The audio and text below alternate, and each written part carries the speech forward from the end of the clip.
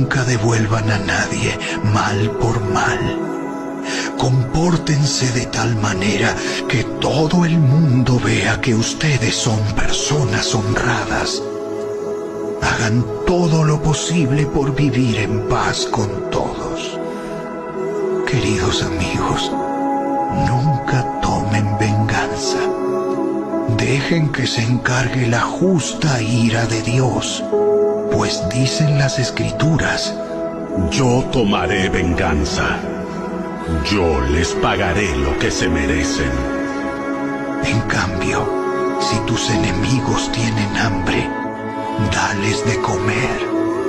Si tienen sed, dales de beber.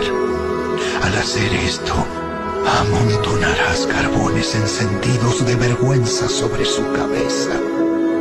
No dejen que el mal los venza. Más bien, venzan el mal haciendo el bien.